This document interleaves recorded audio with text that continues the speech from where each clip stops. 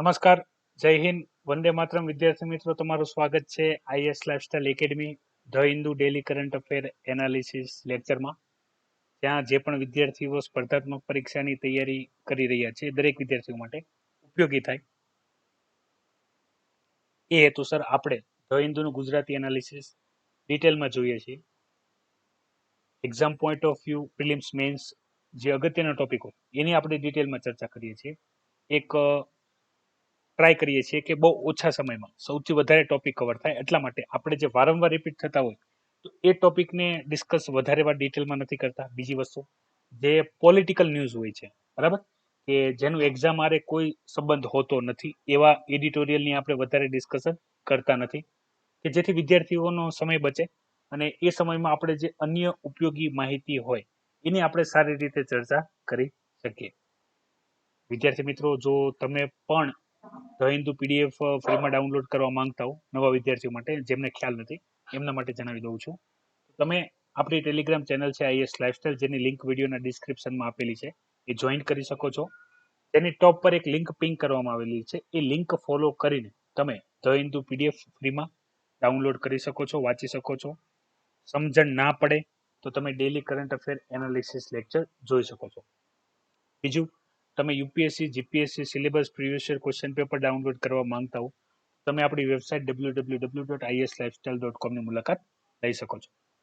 અને આપણે ટ્રાય કરીએ છીએ જે પણ અગત્યની ઇન્ફોર્મેશન હોય એ હું તમને શરૂઆતના સમયમાં તમને આપવા ટ્રાય કરું છું, જેથી સાથે સાથે ઘણા બધા જે અમુક ક્વેશ્ચન હોય એ સોલ્વ થઈ જાય.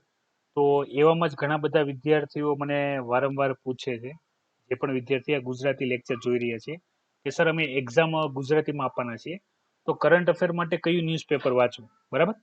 તો મારો એક જ જવાબ હોય છે, ન્યૂઝપેપર બે જ છે, ધ હિન્દુ અને ઇન્ડિયન એક્સપ્રેસ, બરાબર, એ જ વાંચવાનું છે. તો સામે વિદ્યાર્થી કહેતા હોય છે કે એ તો સર ઇંગ્લિશમાં છે, તો ઇંગ્લિશમાં જ વાંચવાના છે, બરાબર. કરંટ અફેરનો ઇંગ્લિશ સિવાય બીજો કોઈ સોર્સ નથી. અને કરંટ અફેરના જે ન્યૂઝ છે એ વાંચવા માટે કંઈ ફોરેનર જેવું ઇંગ્લિશ આવડવું જરૂરી પણ નથી, બરાબર. સિમ્પલ ઇંગ્લિશ આવડતું હોય તો પણ તમે સારી રીતે તૈયાર કરી શકો. જરૂરી નથી કે તમને બહુ ઇંગ્લિશમાં તમે સ્નાતક હોવ ને ઇંગ્લિશમાં પીએચડી પૂરી થઈ ગઈ હોય તો જ તે તમે આ ન્યૂઝ વાંચી શકો, એવું કશું જ નથી, બરાબર. સામાન્ય વિદ્યાર્થી પણ ધોરણ 10, 8માં, 9માં અને 10માં ધોરણના વિદ્યાર્થીઓ પણ વાંચી શકે છે. ફરક એટલો છે ખાલી જો વાંચીને તમે સમજી શકો છો કે નહીં, બરાબર, એ અગત્યનું છે. તો ઇંગ્લિશની પ્રિપરેશન કઈ રીતે કરવી, બેઝિક સ્ટેપ શું છે, એની મેં તમને માહિતી ઓલરેડી આપેલી જ છે. યુપીએસસી, જીપીએસસી પ્લેલિસ્ટની અંદર અવેલેબલ છે લેક્ચર. અને હું તમને ઘણી વખત કહું છું, તમે પણ ઇંગ્લિશ ન્યૂઝપેપર વાંચવાનો આગ્રહ રાખો. શરૂઆતના 3 થી 4 મહિના કોઈ પણ એવો વ્યક્તિ હોય જે ઇંગ્લિશમાં ન્યૂઝપેપર ના વાંચતો હોય તો એને સમજવામાં તકલીફ પડે, બરાબર. પણ દરરોજ ને દરરોજ એ વાંચતો થઈ જાય તો એને પણ ધીરે ધીરે ગ્રીપ આવી જાય. તો કરંટ અફેર માટે બે જ ન્યૂઝપેપર છે, ધ હિન્દુ અને ઇન્ડિયન એક્સપ્રેસ. તમને જે પણ યોગ્ય લાગે, બરાબર. મારી સલાહ છે, ધ હિન્દુ વાંચો તો પણ ઇનફ છે, બંને વાંચો તો વધારે સારો. કોઈ એક વાંચો તોય ચાલશે, તો એમાં એક જ વાંચવું હોય તો ધ હિન્દુ વાંચવાનું, બરાબર. અને એના આપણે ડેલી બેઝ ઉપર ગુજરાતી અને હિન્દી બંને એનાલિસિસ કરીએ છીએ, તો તમે જે પણ મીડિયમમાં એક્ઝામ આપવાનો તમને ઉપયોગી માહિતી એમાં મળી રહેશે. તો ખાસ ધ્યાન રાખવાનું, જે પણ વિદ્યાર્થી ભલે ગુજરાતીમાં આપવાના છે તો એ બધા વિદ્યાર્થીઓ જો હિન્દીમાં બુક્સ વાંચી શકતા હોય, બરાબર, ઇંગ્લિશમાં વાંચી શકતા હોય તો એને એ બે મીડિયમમાં જવાનું છે. લખવાનો ગુજરાતી મીડિયમનો ખાલી એક જ અર્થ છે કે તમે જે મેન્સ એક્ઝામ છે, બરાબર, કે જે બહુ ચેલેન્જિંગ ક્વેશ્ચન એમાં હોય છે, ડાયવર્સિફાઈડ ક્વેશ્ચન હોય છે. તો ઘણી વખત એવું બને છે, ઘણા વિદ્યાર્થી સાથે, તમે જે વિદ્યાર્થી ઓલરેડી મેન્સ એક્ઝામ લખી એમને વાત કરજો કે ભાઈ ગમે એટલું વાંચેલું હોય, ગમે એટલા કલાક વાંચેલું હોય, બરાબર, પણ 20માંથી હાર્ડલી એવું બને કે 6 થી 7 ક્વેશ્ચન એવા આવે કે જેના તમને જવાબ આવડતા હોય, કે જે તમે સાંભળેલા હોય. બાકીના બીજા બધા ક્વેશ્ચન તમને એવા મળે કે જે ચેલેન્જિંગ હોય, કે જેના જવાબ તમારે ઓન ધી સ્પોટ ત્યાં બેસીને બનાવવાના હોય, બરાબર. તો એવામાં જો તમે ઇંગ્લિશમાં આપો અથવા હિન્દીમાં આપો તો બની શકે કે તમારી પાસે એટલું બધો શબ્દકોશ ના હોય, એટલું બધો માહિતી ના હોય કે તમે ચેલેન્જિંગ ટોપિક અટેન્ડ કરી શકો. તો એ કન્ડિશનમાં જો તમે ગુજરાતીમાં જવાબ આપતા હો તો તમે એ સવાલની જે પ્રસ્તાવના છે એમાંથી, અથવા સવાલ શું પૂછવા માંગે છે એના આધારે તમે થોડું ઘણું તો કંઈ ગુજરાતીમાં લખી શકો. એટલે ગુજરાતી મીડિયમનો એક જ અર્થ થાય છે કે જે મેન્સ એક્ઝામ છે, બરાબર, એનું તમે એસે થઈ ગયા અને બાકીના જે પેપર થઈ ગયા એમાં તમે ગુજરાતીમાં લખી શકો, બરાબર. એવા ટોપિકમાંથી ક્વેશ્ચન આવ્યા કે જે તમે તૈયાર કર્યા નથી અથવા તમને વધારે માહિતી નથી, તો તમે લખી શકો. એટલા માટે ગુજરાતી મીડિયમ તમને ઉપયોગી થશે, બરાબર. પણ વાંચવાનો આગ્રહ તમારે ઇંગ્લિશ કે હિન્દીમાં જ વધારે રાખવાનો, અને જે શબ્દ તમારે ગુજરાતીમાં લખવાના થાય એ શબ્દ જોવા માટે તમારે ગુજરાતી જે લોકલ પબ્લિકેશનોની જે બુક આવે છે એ સાથે રાખવી. કારણ કે જે શબ્દનું ગુજરાતી મળી શકતું હોય એનું શોધી લેવાનું, જેનું ના મળી શકતું હોય એ તમે જે પણ શબ્દ છે, બરાબર, એનો તમે ઉપયોગ કરી શકો છો, જેમ છે એમને એમ, બરાબર. તો આશા રાખું છું ગુજરાતીમાં ન્યૂઝપેપર તમારે કયું વાંચવું એ તમને ખબર પડી ગઈ હશે બધા વિદ્યાર્થીઓને. તો ચર્ચા શરૂ કરીએ આજના ધ હિન્દુ એનાલિસિસની. તો સૌથી પહેલો ટોપિક છે ઈ લર્નિંગનો, ઓનલાઈન લર્નિંગનો, બરાબર. તો આપણને ખ્યાલ જ છે કે ઓલરેડી કોરોના વાયરસ લોકડાઉનને લીધે જે એજ્યુકેશન ઇન્સ્ટિટ્યૂટ છે, બરાબર, સ્કૂલ થઈ ગઈ, કોચિંગ ક્લાસીસ થઈ ગયા, કે હરેક જગ્યાએ, તો એ લોકો બધા અત્યારે બંધ છે. તો વિદ્યાર્થીઓનો વર્ષ ના બગડે અને વિદ્યાર્થીની પ્રિપરેશન ના રોકાય, એટલા માટે આપણે પણ યુટ્યુબના માધ્યમથી અને ઘણા બધા એવા પ્લેટફોર્મના માધ્યમથી એજ્યુકેશનની આપણે વારંવાર ચર્ચા કરીએ છીએ, બરાબર, એજ્યુકેશનમાં. તો અહીંયા ચેલેન્જિંગ આવે છે ઓનલાઈન લર્નિંગ. તો અહીંયા એક વ્યૂ જણાવવામાં આવ્યો છે ઓનલાઈન લર્નિંગ માટે. તો ઘણા બધા આર્ગ્યુમેન્ટ છે, બરાબર. વાંચશો એટલે ખ્યાલ આવી જશે કયા કયા ટોપિકને ટાર્ગેટ કરવામાં આવે છે, બરાબર. એનસીઆરટી, સીબીએસઈ બોર્ડને એ બધાને ટાર્ગેટ કરીને વાત કરવામાં આવે છે. તો એક પ્રકારના આપણે રાઈટ વે અને લેફ્ટ વે, બરાબર, રાઈટ વિંગ અને લેફ્ટ વિંગ જેવું છે. એવા વ્યક્તિઓ કે જે ઓલરેડી, હું તમને કહું કે ભાઈ જેમનું જીવન, બરાબર, એ આખે આખું જે રેગ્યુલર ટ્રેડિશનલ એજ્યુકેશન સિસ્ટમ છે જેને આપણે ઓફલાઈન ટ્યુશન ક્લાસ કહીએ છીએ, મતલબમાં કે હું સર હોઉં, હું ક્લાસમાં ભણાવતો, તમે બધા પ્રેઝન્ટ હો ફિઝિકલી, બોર્ડ ઉપર હું ચોકથી લખતો હોય, બરાબર. ઓફલાઈન ક્લાસીસ થઈ, ટ્રેડિશનલ ક્લાસીસ કે જે આપણે વર્ષોથી, મતલબમાં મારા માતા પિતા હોય કે તમારા માતા પિતા હોય, બરાબર, એ આ સિસ્ટમથી જ ભણતા આવ્યા છીએ. અને COVID-19 પહેલા આપણે જો વાત કરીએ તો સ્કૂલિંગમાં પણ જે વિદ્યાર્થીઓ ભણી રહ્યા હતા, બરાબર, એ પણ વિદ્યાર્થી આ સિસ્ટમમાં જ ભણી રહ્યા હતા. ઓનલાઈન એજ્યુકેશનનો એટલો કોઈ સ્કોપ હતો નહીં. જે કોમ્પિટિટિવ એક્ઝામની તૈયારી કરે છે, બરાબર, એવા પ્લેટફોર્મ સિવાય કે જે અનએકેડમી છે કે બીજા કોઈ personal IAS lifestyle academy class છે, બરાબર, એ બધા ક્લાસ સિવાયના જો આપણે વાત કરવામાં આવે તો બધા વિદ્યાર્થીઓ ઓફલાઈન ભણવા માટે બંધાયેલા છે, બરાબર. તો આ કેવી વસ્તુ છે કે ભાઈ જે ઓનલાઈન ક્લાસ છે, બરાબર, એ ડિજિટલ ડિવાઇડ છે એનો આપણે કોન્સેપ્ટ જોયો, મતલબમાં કે જે ઇક્વિપમેન્ટ છે, બરાબર. મેં તમને વાત કરી કે ભાઈ ઓનલાઈન ક્લાસ કરવા માટે, સમજવા માટે જે વિદ્યાર્થી છે એની પાસે મુખ્ય જો આપણે રિક્વાયરમેન્ટ જોઈએ તો સૌથી પહેલું કે એની પાસે હોવું જોઈએ કોઈ પણ એક ડિવાઇસ, મોબાઈલ, લેપટોપ, કોમ્પ્યુટર, કંઈ પણ. બીજી વસ્તુ મેં તમારી સાથે વાત કરી હતી કે એના માટે જરૂરી છે ઇન્ટરનેટ કનેક્શન, બરાબર. વિથઆઉટ ઇન્ટરનેટ કનેક્શન આપણે આ કરી શકતા નથી. અને ત્રીજું છે ઇલેક્ટ્રિસિટી, જે બેઝિક નીડ્સ. અને પછી મેં તમને અગત્યની માહિતીની ચર્ચા કરી કે ભાઈ જે વિદ્યાર્થીઓ આ બધી સિસ્ટમનો યોગ્ય રીતે ઉપયોગ કરી શકતા નથી, બરાબર. કારણ કે ઘણી વખત હજી હું કહું કે વિડીયોના ડિસ્ક્રિપ્શનમાં લિંક આપેલી છે, બરાબર, કે વિડીયોની માહિતીની અંદર લિંક આપેલી છે. તો હજી એવા વિદ્યાર્થી છે કે જે આઈએએસની તૈયારી કરે છે અને એને ખબર નથી હોતી કે યુટ્યુબ વિડીયોની અંદર ડિસ્ક્રિપ્શન શું છે, બરાબર, લિંક એટલે શું અને કઈ રીતે આપણે ફોલો કરી શકાય. તો તમે સમજી શકો છો કે જો ગ્રેજ્યુએશન કરેલા વિદ્યાર્થી જે આઈએએસની તૈયારી કરે છે, આઈપીએસની તૈયારી કરે છે, અને એ મને જો આવા ક્વેશ્ચન કરતા હોય તો સામાન્ય જે સ્કૂલિંગના વિદ્યાર્થી છે, બરાબર, એની પાસે આપણે શું અપેક્ષા રાખી શકાય. તો એ સૌથી જોવાનો વિષય હતો. તો અહીંયા કહેવામાં શું આવે છે કે ભાઈ આપણે એજ્યુકેશનની વાત કરીએ, બરાબર. તો અહીંયા આ એડિટોરિયલની અંદર એવા એજ્યુકેશનને દર્શાવવામાં આવ્યું છે કે ભાઈ વિદ્યાર્થીઓ જે નોર્મલ ઓફલાઈન ક્લાસ હોય, બરાબર, એમાં પણ યોગ્ય રીતે શીખતા નથી. તો એ ઓનલાઈન ક્લાસીસમાં પણ કઈ રીતે યોગ્ય રીતે શીખશે, અને એ શીખ્યા છે એ જે પ્રોપર શીખ્યા છે કે નહીં, એને ખબર પડી ગઈ છે કે નહીં, એ પણ આપણને કઈ રીતે ખબર પડશે. તો એની ચર્ચા અહીંયા ડિટેલમાં કરેલી છે. આ બધા થિયોરિટિકલ પોઈન્ટ જ છે. મેં તમારી સાથે ઓલરેડી ઓનલાઈન ક્લાસીસના ફાયદા, ગેરફાયદા શું છે એની ચર્ચા કરી છે. જે ડિજિટલ ડિવાઇડ છે એમાં મેં તમને વાત કરી છે કે ભાઈ આ બધું ઓપરેટ કરવા માટે આપણે કોઈ પણ ડિવાઇસ છે, mobile device, laptop, computer, internet, બરાબર, ઇલેક્ટ્રિસિટી, તો જ્યારે બધું એક સાથે યોગ્ય રીતે કામ કરે ત્યારે આપણે લેક્ચર પોસિબલ બને છે. તો જે પુઅર ફેમિલી છે, બરાબર, ગરીબ બેકગ્રાઉન્ડ વાળા વિદ્યાર્થીઓ છે, એટલે અહીંયા મિડલ ક્લાસની પણ વાત કરી લેવામાં આવે છે કે ભાઈ એવા માતા પિતા અથવા એવી ફેમિલી કે જે કમાઈ તો છે, બરાબર, પણ એટલું કમાય છે કે એક ખાલી સ્કૂલની ફીસ છે એ અફોર્ડ કરી શકે છે. એ બધી આ ટેકનિકલ એફોર્ડ કરી શકતા નથી. તો ત્યારે પણ મેં તમારી સાથે એક ચર્ચા કરી હતી કે ભાઈ સ્કૂલે કંઈક એવું અરેન્જમેન્ટ કરવું જોઈએ કે જે પણ વિદ્યાર્થીઓ છે બરાબર એમના માટે કંઈ પણ એવી સુવિધા કરવી જોઈએ કે જેમ કે જે પણ વિદ્યાર્થી દર મહિને ઇન્ટરનેટનો ખર્ચો હોય તો એ પણ એક લેસ બાદ કરવામાં આવે, ફી સ્ટ્રક્ચરમાં પણ ચેન્જ કરવામાં આવે કે ભાઈ જે પણ સ્કૂલિંગ છે એ હાલમાં ઓફલાઈન જે ચલાવતા હતા ને હવે ઓનલાઈન ચલાવે છે તો એમાં કંઈક ચેન્જીસ આવ્યા છે, તો એ ચેન્જીસ પ્રમાણે કંઈક ઇમ્પ્લિમેન્ટ કરવું જોઈએ તો ગવર્મેન્ટે જ કોઈ યોગ્ય એક્શન પ્લાન લાવવો જોઈએ.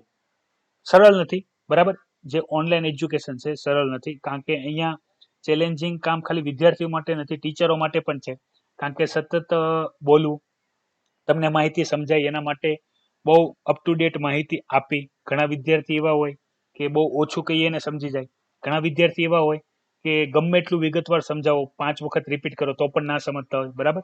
તો એ બધાને બેલેન્સ કરીને ચાલવું. કોઈ વિદ્યાર્થીને ક્વેશ્ચન હોય તો વિદ્યાર્થી જો લાઈવ ક્લાસીસમાં હોય અને ક્વેશ્ચન પૂછી શકે અને આન્સર થઈ શકે તો ઠીક છે, નહીં તો એને ફરીથી અસિસ્ટ કરવો બરાબર.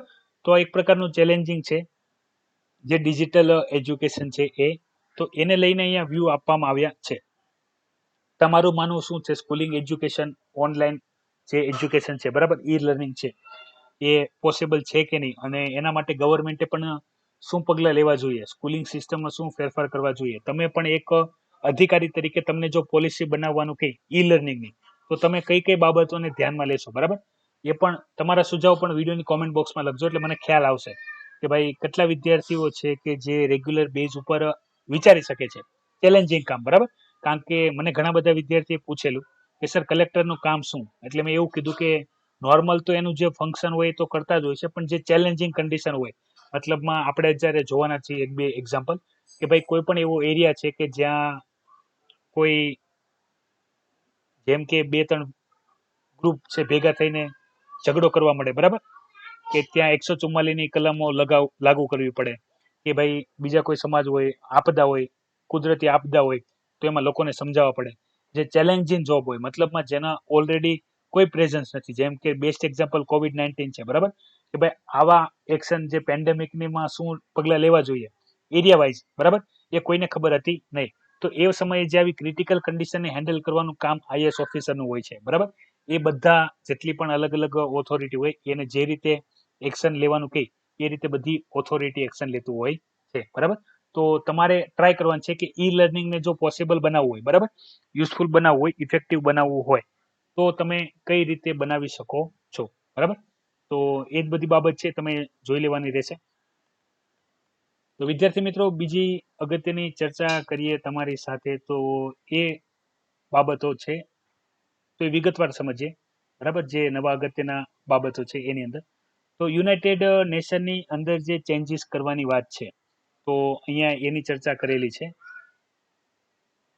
જે મેં તમારી સાથે ગઈકાલે પણ ચર્ચા કરી હતી કે ભાઈ જે યુનાઇટેડ નેશન છે તો એમાં 5 પરમાનન્ટ મેમ્બર છે અને 10 નોન પરમાનન્ટ મેમ્બર છે, અને એવા જે 5 પરમાનન્ટ મેમ્બર છે એ તમે જોઈ શકો છો, અને જે બીજા G4 કન્ટ્રી છે કે એવી કન્ટ્રી બ્રાઝિલ, ઇન્ડિયા, જર્મની અને જાપાન કે જે પરમનન્ટ મેમ્બર બનવા માંગે છે બરાબર. તો વાત થઈ હતી એક્સપાન્શનને લઈને કે UN છે એના પરમનન્ટ મેમ્બર છે અને નોન પરમનન્ટ મેમ્બર છે એના એક્સપાન્શનને લઈને બરાબર. તો અગત્યની એ જ બાબત છે કે જે સમજવા જેવી અને સૌથી યોગ્ય અને સૌથી ઇફેક્ટિવ કે ભાઈ જે 5 પરમનન્ટ મેમ્બર છે જેને P5 કન્ટ્રી કહીએ છીએ આપણે, તો P5 કન્ટ્રી વધારવાની વાત હતી બરાબર. પછી મેં તમારી વાત કરી હતી કે ભાઈ પરમનન્ટ મેમ્બર વધારવાની વાત છે, પણ વીટો પાવર ખાલી 5 કન્ટ્રી પાસે જ રહેશે. તો એનો પણ અપોઝ કરવામાં આવ્યો હતો કે ભાઈ 5 મેમ્બર પોતાના મંતવ્ય પ્રમાણે જ કાર્ય કરતા હોય છે બરાબર. પોતાને કન્ટ્રીને જે ફાયદો હોય છે, જે બેનિફિટ પહોંચતો હોય છે તો એને ટાર્ગેટ કરતા હોય છે, જે યોગ્ય નથી. તો એની પણ આપણે ચર્ચા કરી હતી. અને અત્યારે જે નોન પરમાનન્ટ મેમ્બરને પણ વધારવાની વાત હતી, તો એમાં પણ એ જ ચર્ચા થઈ કે ભાઈ ઓલરેડી જે નોન પરમાનન્ટ મેમ્બર છે બરાબર, કે જેમાંથી પરમાનન્ટ મેમ્બરની વધારે લોકો ઈચ્છે છે કે ભાઈ with veto power permanent member વધે. તો આ ડિસ્કશન આપણે ડિટેલમાં જોયું છે બરાબર. જે વિદ્યાર્થીઓએ ગઈકાલના 2 લેક્ચર ના જોયા હોય એ જોઈ લેજે એટલે એને ખ્યાલ આવી જશે આપણે કયા મુદ્દા ઉપર કેટલી ડિટેલમાં ચર્ચા કરી છે. ફરીથી આવ્યો છે લેંગ્વેજ બેઝ એડિટોરિયલ બરાબર. તો શું કહેવા માંગે છે જોઈ લઈએ. સૌથી પહેલા સમજો એન્વાયરમેન્ટ ઇમ્પેક્ટમેન્ટ અસેસમેન્ટ બિલ બરાબર. બિલની હજી તો ડ્રાફ્ટ જ છે, એનું નોટિફિકેશન જે 2020માં આવ્યું, તો આપણે આની ડિટેલમાં ચર્ચા કરી છે. જે પણ વિદ્યાર્થીઓએ environment impact assessment notification bill છે, બરાબર, એ ના જોયું હોય, એ બિલ ના જોયું હોય, તો એ વિદ્યાર્થીઓ જોઈ લેજો, કે જેથી ખ્યાલ આવે અગત્યની જેટલી પણ બાબતો છે એના વિશે. તમે એમાં કયા કયા ચેન્જીસ છે કરવામાં આવ્યા છે, જૂના બિલમાં શું ખામીઓ હતી, નવા બિલમાં શું ચેન્જીસ કર્યા છે, બરાબર, એમાં મેં તમારી સાથે ઇન ડિટેલ ડિસ્કશન આપણે કરી છે. તો એન્વાયરમેન્ટ ઇમ્પેક્ટમેન્ટ અસેસમેન્ટના નોટિફિકેશનની અંદર પણ આ અત્યારે આપણે એન્વાયરમેન્ટ ઇમ્પેક્ટમેન્ટ અસેસમેન્ટનું જે નોટિફિકેશન છે, બરાબર, એની અંદર ચર્ચા શું છે કે ભાઈ એ જે નોટિફિકેશન છે એ ઇંગ્લિશ અને હિન્દી બે લેંગ્વેજની અંદર જ અવેલેબલ છે, બરાબર. તો કહેવામાં આવ્યું છે કે ભાઈ બાકીના જે લોકો છે, મતલબમાં અલગ અલગ આપણે રાજ્યોની અંદર, અલગ રિજનની અંદર અલગ અલગ લેંગ્વેજ બોલાય છે, તો બધા લોકોને ખબર પડે, બધા લોકોને ખ્યાલ આવે એ હેતુસર તમારે શું જોવાનું હતું કે ભાઈ બધા જે લોકો છે એ એન્વાયરમેન્ટ પ્રત્યે સભાન થાય, જે એન્વાયરમેન્ટ ઇમ્પેક્ટમેન્ટ અસેસમેન્ટ છે એની માહિતી એમને મળે, બરાબર. એ હેતુસર તમારે હાઈકોર્ટ દ્વારા જ એવું કહેવામાં આવ્યું હતું કે ભાઈ તમારે અલગ અલગ જે શિડ્યુલ 8માં 22 લેંગ્વેજ મેન્શન છે, તો એ બધામાં તમારે માહિતી લોકોને આપવી જોઈએ. તો ગવર્મેન્ટ દ્વારા પક્ષ મૂકવામાં આવ્યો હતો કે ભાઈ જે માહિતી અમે ઇંગ્લિશ અને હિન્દીમાં આપીએ છીએ, બરાબર, એ માહિતીને જો અધર લેંગ્વેજમાં અમે ટ્રાન્સલેટ કરીએ તો બની શકે એના જે અર્થ હોય, મિનિંગ હોય, બરાબર, એ ચેન્જીસ થઈ જાય. તો એક પ્રકારની આર્ગ્યુમેન્ટ મૂકવામાં આવી. તો અહીંયા કહેવામાં શું આવે છે કે ભાઈ જે એન્વાયરમેન્ટ ઇમ્પેક્ટમેન્ટ અસેસમેન્ટ છે એ આપણે ઓલ ઇન્ડિયા લેવલે ઇમ્પ્લિમેન્ટ કરવાનું છે. એવું તો છે નહીં કે આપણે એવા જ એરિયામાં ઇમ્પ્લિમેન્ટ કરવાનું છે જ્યાં ઇંગ્લિશના જાણકાર છે, જ્યાં હિન્દી લેંગ્વેજના જાણકાર છે, ત્યાં જ આપણે નથી કરવાનું, બરાબર. તો એ ગવર્મેન્ટની ઓથોરિટી છે કે એને હરેક લેંગ્વેજમાં, બરાબર, નોન ઇંગ્લિશ અને નોન હિન્દી લેંગ્વેજમાં જે પણ લોકલ એરિયા વાઇઝ જે પણ લેંગ્વેજ બોલવામાં આવે છે એ લેંગ્વેજમાં લોકોને એ માહિતી આપવી જોઈએ, સમજાવવી જોઈએ, કે જેથી લોકોને ખ્યાલ આવે કે આની અંદર કયા કયા પ્રાવધાન કરવામાં આવ્યા છે, બરાબર. તો આપણે શું થાય, જે લેંગ્વેજનો એક તો ઘણો બધો ડિસ્પ્યુટ છે ઓલરેડી, કારણ કે હિન્દીને રાષ્ટ્રભાષાને માન્યતા આપવાથી લઈને ઘણા બધા ચેલેન્જીસ છે. પછી આપણે જ્યારે એજ્યુકેશન પોલિસી આવી, નેશનલ એજ્યુકેશન પોલિસી, તો જેમાં 3 લેંગ્વેજની જે પ્રાવધાન હતું, તો એના માટે પણ સાઉથની જે કન્ટ્રીઓ છે, બરાબર, તો એમને પણ વિરોધ દર્શાવ્યો હતો લેંગ્વેસ્ટિક બેઝ, બરાબર.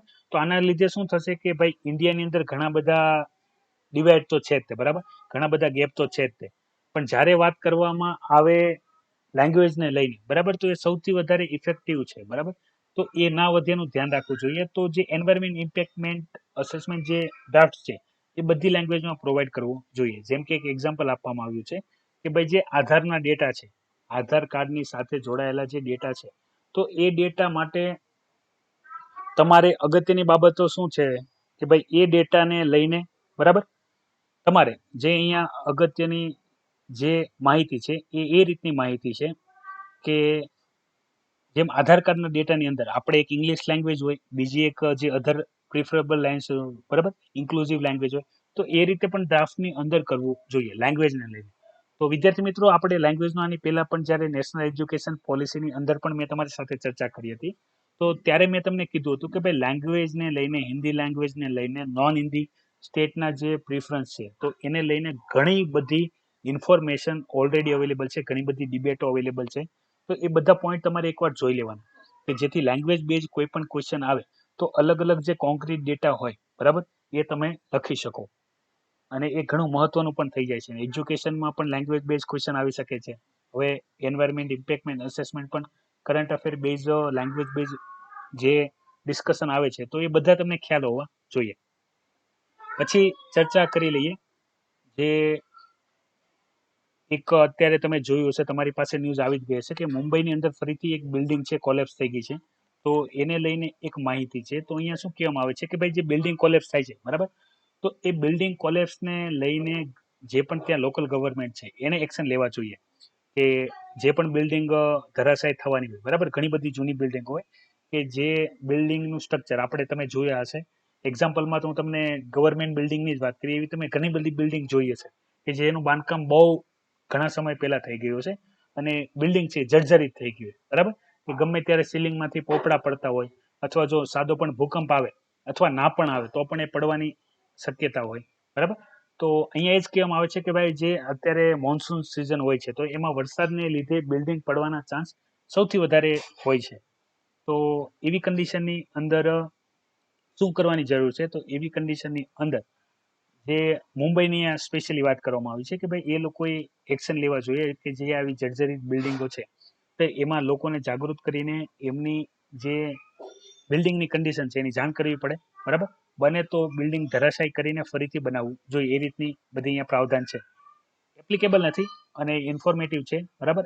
Exam point of view importance નથી, પણ તો પણ તમે જોઈ લેજો, ઇન્ફોર્મેટિવ છે. એક વખત ધ હિન્દુની અંદર આવ્યું છે તો કેવા શું માંગે છે. મુંબઈથી હોત તો ઉપયોગી છે, બરાબર, પણ લગભગ તમારામાંથી કોઈ મુંબઈથી હશે નહીં. હોય તો જાણ કરજો, બરાબર. ખાસ વિદ્યાર્થી મિત્રો એટેન્ડન્સ આપવાનું ભૂલતા નહીં, બરાબર. તમારું નામ, એરિયાનું નામ અને પ્રેઝન્ટ સર કરીને કોમેન્ટ કરજો એટલે ખ્યાલ આવે કેટલા વિદ્યાર્થીઓ પ્રેઝન્ટ છે. ફરીથી COVID-19ને લઈને બીજી માહિતી આવેલી છે કે જે પણ પેશન્ટને COVID-19નું ઇન્ફેક્શન થાય છે, બરાબર, તો એવા પેશન્ટને COVID-19 ઇન્ફેક્શન થયા પછી કયા કયા જે બોડી પાર્ટ્સ છે તો ત્યાં શું શું અસર થાય છે એની અહીંયા ચર્ચા કરેલી છે. મતલબમાં એક મેડિકલ સ્ટુડન્ટ માટે ઉપયોગી માહિતી છે, પણ જે નોન મેડિકલ સ્ટુડન્ટ છે એને ખાલી સમજવા ઉપયોગી થાય એટલા જ ટોપિક આપણે અહીંયા ડિસ્કસ કરશું. તમને કોઈ MBBS લેવલના ક્વેશ્ચન નહીં પૂછે એક્ઝામમાં પર્ટિક્યુલર, પણ COVID-19ને લઈને પૂછાવા જેવો એક કે બે ક્વેશ્ચન હોય છે તો એમાંથી કયો ક્વેશ્ચન પૂછાય એ કેવું મુશ્કેલ છે તો ચર્ચા કરી લઈએ. સૌથી પહેલા આપણે વાત કરી લઈએ કે ભાઈ જે કોરોના વાયરસ છે, બરાબર, એ RNA બેઝ વાયરસ છે, બરાબર. કોરોના છે એટલે એ જે એની ફેમિલી છે એ કોરોના વાયરસ કહેવાય, કારણ કે એની ઉપર જે પ્રોટીન સ્પાઇક હોય એટલે ક્રાઉન ટાઈપ સ્ટ્રક્ચર થાય. તો આ માહિતી મેં તમને આપેલી છે, બરાબર. પછી એક આપણે રિસેપ્ટર જોયું હતું ACE2, બરાબર. તો જે કોરોના વાયરસ છે, બરાબર, એ બોડી સેલના ACE2 રિસેપ્ટર સાથે બાઇન્ડ થઈને સેલની અંદર એન્ટર થતું હોય છે. તો આ વાયરસની અસર બોડીના કયા કયા ભાગ ઉપર જોવા મળે છે? તો બોડીના જે પણ ભાગમાં ACE2 રિસેપ્ટર પ્રેઝન્ટ હોય છે ત્યાં બધી જગ્યાએ જે આ વાયરસ છે એ શું થાય છે? અટેચ થાય છે અને એના લીધે જ તે એની અસર બોડીની અંદર થાય છે. તો સૌથી અગત્યની બાબત, બરાબર, એ સમજવા જેવી છે એ છે કે ભાઈ જે બોડીની અંદર સૌથી પહેલું તો તમને ખ્યાલ જ હશે કે ભાઈ આ લંગ્સની અંદર ઇફેક્ટ કરે છે, જે આપણે સ્વાભાવિક બધાને વિદ્યાર્થીઓને ખ્યાલ જ છે, કારણ કે શ્વાસથી જે COVID-19ના વાયરસ આપણા ફેફસાની અંદર જાય છે તો ત્યાં સૌથી વધારે અસર કરે છે. એ બાદ ન્યુરોલોજીકલ એટલે મગજના જે અમુક નસો હોય એની અંદર, કાર્ડિયોવાસ્ક્યુલર એટલે હૃદયના, પછી હિપેટિક એટલે લીવરમાં, બરાબર. મતલબમાં જ્યાં જ્યાં ACE2 રિસેપ્ટર બોડીની અંદર પ્રેઝન્ટ હોય જે પણ ભાગમાં ત્યાં બધી જગ્યાએ અસર કરે છે. તો કોર્ટિકોસ્ટેરોઇડ છે જે દવાનો ઉપયોગ થાય છે હાલમાં COVID-19ની અસરને ઓછી કરવા માટે, બરાબર. ટ્રીટમેન્ટ નથી, યાદ રાખજો. રિલીફ અને ટ્રીટમેન્ટમાં ફરક છે. એવી દવા કે જેનાથી કોઈ પણ રોગ છે એ નિદાન કરી શકાય તો એને ટ્રીટમેન્ટ કહેવાય, અને એવું કોઈ વસ્તુ કે જેનાથી રાહત થાય, બરાબર, તો એને શું કહેવાય? એને કહેવાય રિલીફ. મતલબમાં તમને કોઈ માથું દુખતું હોય અને માથા દુખવાનું તમે ટેબ્લેટ લ્યો તો માથું દુખતું બંધ થઈ જાય તો એને રિલીફ કહેવાય, એને ટ્રીટમેન્ટ ના કહેવાય, બરાબર. ટ્રીટમેન્ટ કહેવાય કે માથું દુખતું જ બંધ થઈ જાય. તો આ ખાસ બે ડિફરન્સ હોય છે મેડિકલ ટર્મમાં, એ તમને ખબર હોવી જોઈએ. બીજું કે હાર્ટની અંદર પણ અસર કરે છે, તો હાર્ટના જે મસલ સેલ્સ છે એની અંદર પણ ACE2 રિસેપ્ટર હોય છે, એની હારે બાઇન્ડ થાય છે, તો એને લીધે પણ હાર્ટના જે મસલ છે, બરાબર, તો એ હાર્ટના મસલની કાર્યક્ષમતા ઘટે છે, ત્યાં પણ પ્રોબ્લેમ થાય છે, બરાબર. હાર્ટ રેટ ઉપર અસર થાય છે. હાર્ટની ઉપર અસર થાય એટલે સૌથી વધારે છાતીમાં દુખાવો થાય છે, બરાબર, અને બીજા ઘણા બધા અસર. અને બીજું માઇલિન્સ જે સેલ્સ છે, બરાબર, કે જે ન્યુરો ટ્રાન્સમિશન કરતા જે ન્યુરોન હોય છે, મતલબમાં નર્વ ફાઈબર કહેવાય એને, મતલબમાં કે હું તમારે કોઈ પણ તમને ખ્યાલ હશે, તમને હાથ ઉપર કોઈ પિન મારે તો તમને મગજને ખબર પડી જાય. એનું કારણ શું હોય છે કે ભાઈ જે આપણા નર્વો હોય છે, બરાબર, જેને આપણે નર્વસ સિસ્ટમ કે ચેતાતંત્ર, બરાબર, ચેતાતંત્રને લીધે આપણને ખબર હોય છે કે ભાઈ પગમાં કંઈક વાગ્યું છે, હાથમાં કંઈક વાગ્યું છે, તો એ જે ટ્રાન્સફર કરે છે એની ઉપર હોય છે માઇલિન સેલ, બરાબર.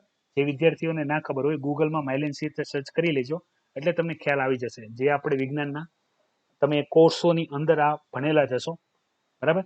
તો માઇલિન સ્ટ્રેન્થની જે કાર્યક્ષમતા છે, જે નર્વને અંદર પ્રોટેક્ટ કરે છે જેથી નર્વ આગળ જાય છે, એના ઉપર પણ અસર થાય છે. બીજું કે જે ટી સેલ છે એને પણ COVID-19 છે અસર કરે છે. તો ઘણા બધા ગઈકાલે મેં તમને ચર્ચા કરી હતી એક અપડેટેડ ઇન્ફોર્મેશનની કે COVID-19 છે બરાબર. એ વાયરસની આપણે જે ચર્ચા કરી હતી કે ભાઈ એ ખાલી હવે આપણે મોઢામાં બોલીએ ત્યારે જે વોટર ડ્રોપલેટ થૂક ઉડે છે એની સાથે જ નથી ફેલાતો, એ હવાથી પણ ફેલાઈ શકે છે. તો બહુ જરૂરી છે કે તમે માસ્ક પહેરીને રાખો. બરાબર. જે પણ વિદ્યાર્થી અત્યારે યુપીએસસીની એક્ઝામ દેવા પણ જવાના છે અથવા અધર કોઈ પણ એક્ઝામ દેવા જાય છે તો હેન્ડ સેનિટાઈઝર સાથે લઈ જાય, માસ્ક પ્રોપર પહેરે. બરાબર. માસ્ક એટલે પૂરું નાક અને મોં ઢકાય એ રીતે. એવું ના થાય કે ભાઈ અહીંયા દાઢી ઉપર જ તે માસ્ક રહે. તો એની કાળજી રાખવી, કારણ કે આ બધી જે ઇન્ફોર્મેશન છે એ બધું દેખાડે છે કે ભાઈ ઘણા બધા એવા લોકો પણ છે કે જે એવી બાબતોની ચર્ચા કરે છે કે ભાઈ કોરોના વાયરસ જેવું કંઈ છે જ નહીં. બરાબર. એક અફવા જેવું છે. પણ જો એમને કોરોના વાયરસ થઈ જાય અથવા એમના ફેમિલીના મેમ્બરને કોઈને થઈ જાય તો એ કેટલું સર્વાઈવ કરે એ જોવે તો એમને ખ્યાલ આવે. પછી એક ચર્ચા છે, એ ચર્ચા છે સાર્ક કન્ટ્રીને લઈને. તો ઘણા બધા ચર્ચા આપણે જ્યારે COVID-19 આવ્યા ત્યારે શું પગલાં લેવા જોઈએ એની અંદર કરી હતી. તો સેમ ઇન્ફોર્મેશન છે કે ભાઈ સાર્ક કન્ટ્રી છે. બરાબર. તો એ બહુ 55 લાખ જેવા કોરોના વાયરસ કેસીસને ધરાવતો એક એરિયો છે. આખો જે એશિયન કન્ટ્રીઝ છે, બરાબર, સાઉથર્ન એશિયન કન્ટ્રી છે, એ બધી આવેલી છે. તો એના માટે જે આપણે વાત કરીએ તો ઇન્ડિયા પણ 22 બિલિયન જેટલા પૈસાનું પેકેજ જાહેર કર્યું ફૂડ સિક્યુરિટી, બરાબર, કેશ ટ્રાન્સફર માટે અને લોકોના જીવન લાઇફહુડને બચાવવા માટે, કે જેથી 800 મિલિયન જે પીપલ છે, બરાબર, એને બેનિફિટ પહોંચાડી શકાય. ખાસ તો અહીંયા એ જ ચર્ચા કરેલી છે કે જે સાર્ક કન્ટ્રી છે as a organization, as a south organization, એને એક્શન લેવા જોઈએ. બરાબર.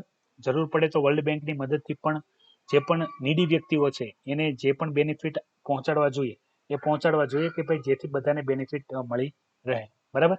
તો એની ચર્ચા આપણે ઓલરેડી કરેલી છે તો અત્યારે ફરીથી રિપીટ કરશું નહીં. જોઈ લઈએ આજના પિક્ચરની.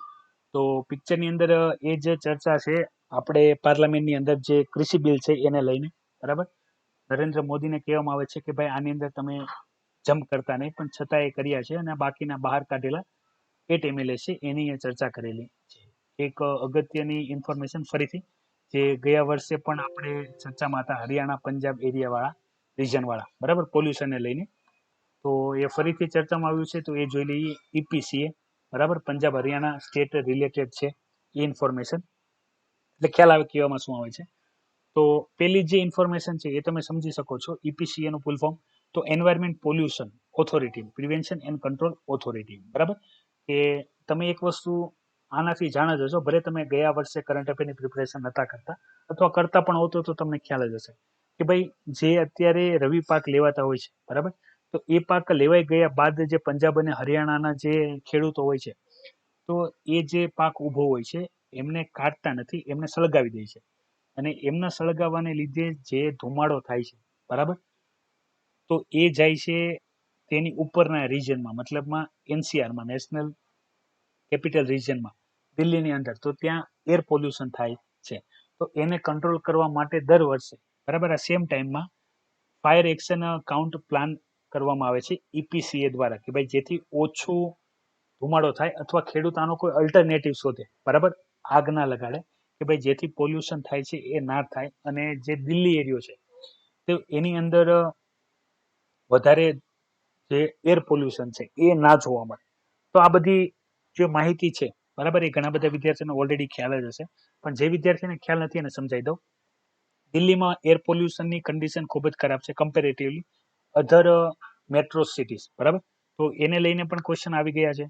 તો અહીંયા કહેવાની વસ્તુ શું છે કે ભાઈ દિલ્હીની અંદર જે અત્યારે પોલ્યુશનની માત્રા કમ છે, બરાબર, કોરોના લોકડાઉનને લીધે જે રોડ ને વ્હીકલના જે ઉપયોગ ઓછા થયા તો ઓછું છે.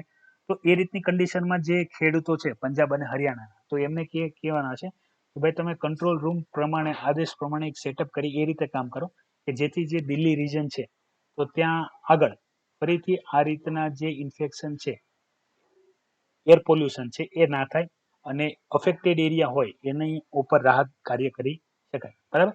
તો અત્યારથી લઈને સતત હવે ઓક્ટોબર નવેમ્બરમાં આ ચર્ચા આપણે કરવાના છીએ, ત્યારે વધારે વિગતવાર કરશું એમના દ્વારા કઈ કઈ એક્શનો લેવામાં આવી છે.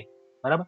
બીજા અગત્યના ઘણા બધા ન્યૂઝ છે એની ચર્ચા કરી લઈએ. તો એમાંથી એક ઇન્ફોર્મેશન છે એ છે હાલમાં જે નવી આપણી પાર્લામેન્ટરી બિલ્ડિંગ છે, બરાબર, એને લઈને. તો એ જોઈ લે શું કહેવા માંગે છે.